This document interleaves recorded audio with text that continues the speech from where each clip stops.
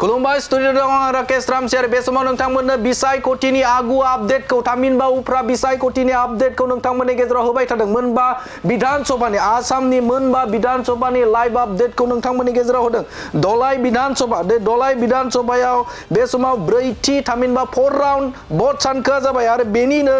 Bharatiya Janata party थामहिनबा BJP निफ्राय leading खालामदों निहार रंजन दास बिथाङा लिडिं खालामदों 22,190 मोनदों बिथाङा आरो नैथि पजिशनाव थामहिनबा आईएनसी निफ्राय नैथि पजिशनाव दङ 13,693 मोननो हादों बिथां ध्रुव जौतिया बिथाङा मोननो हादों नैथि पजिशनाव थामहिनबा सेकेन्ड पजिशनाव दङ आरो गुबुन फारसेथिं बीटीसी ओनसोलनिनो मोनसे विधान सभा 36 नं सिडली विधान सभा आरो बेवहाय सिगांनि समाव जयन्त बसुमतारिया बे समाव यूपीपीएल निफ्राय बिथाङा बिजाथि महरै दंमोन आरो बिथाङा एमपी जाबाय आरो बिथांनि मासियावनो भट गेलेदों थामहिनबा उफ्रा बिसायख'थि जादों आरो बे उफ्रा बिसायख'थियाव बे समाव 10 राउन्ड जाबाय आरो बे 10 राउन्डआव निर्मल कुमार ब्रह्म यूपीपीएल निफ्राय बिथाङा बे समाव लिडिं खालामदों गासै बिथाङा 42,427 मोननानै लिडिं खालामदों बिथाङा लिडिं खालामदों आरो नैथि पजिशनाव दङ बीपीएफ निफ्राय 28,864 सुद्ध कुमार बसुमतारिया बे समाव नैथि पजिशनाव दङ थामहिनबा सेकेन्ड पजिशनाव दङ आरो बे समाव संजीव वारिया 3,234 मोननानै थामथि पजिशन थामहिनबा बिथाङा लास्टआव दङ आरो गुबुन फारसेजों जोंना बङाइगाव विधान सभा बे बङाइगाव सिगांनि सानाव एजिपियान दंमोन थामहिनबा असम गण परिषदनिफ्रायनो बे समाव एमएलए दंमोन आरो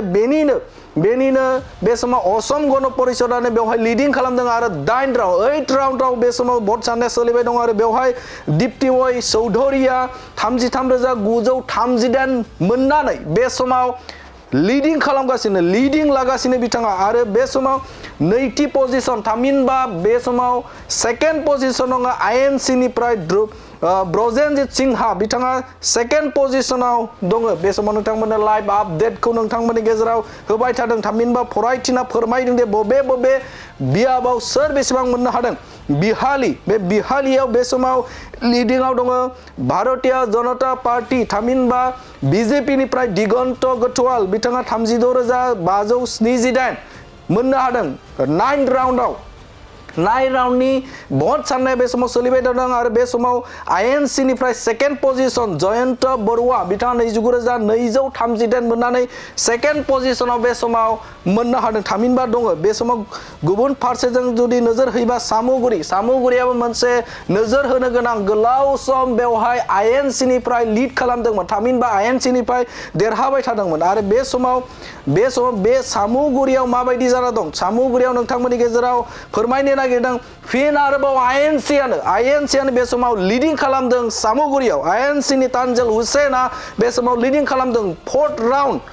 राउन्डआव मोननो हादों 21,971 तानजल हुसैना कांग्रेसनि बिजाथि आरो बेनि अनगायैबो दिप्लु रंजन शर्मा बिथाङा मोननो हादों 18,270 3,701 नि फारागथि 4 राउन्डआव बे समाव नोंथांमोननो बिग आपडेटखौ नोंथांमोननि गेजेराव होबाय थादों जे सोर बेसेबां मोनदों बबे बियाबाव बेसेबां मोनदों नोंथांमोननि गेजेराव बड'लेण्ड बुब्लिया गिबिसिन आपडेट बे आपडेटखौ नोंथांमोननि गेजेराव होबाय थादों आरो बेनि अनगायैबो लिडिं खालामनाया धलायाव लिडिं खालामदों निहार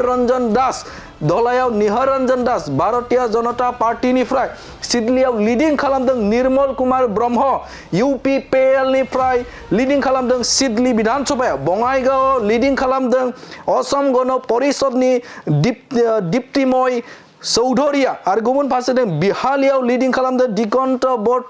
गथवाल बिथाङा भारतीय जनता पार्टीनिफ्राय लिडिं खालामदों आरो सामुगुरियाव तानजल हुसैन आईएनसी निफ्राय इंडियन नेशनल कांग्रेसनिफ्राय बे समाव लिडिं खालामदों नोंथांमोननि गेजेराव बिग आपडेट बे समाव होबाय थादों आरो फैबाय थानाय समाव थामहिनबा मोनफ्रोमबो आपडेटखौ उफ्रा बिसायख'थिनि फिथाइखौ जोबजासिम सोर देरहागोन बे समाव नोंथांमोननि गेजेराव होबाय थागोन गोजोन्थों।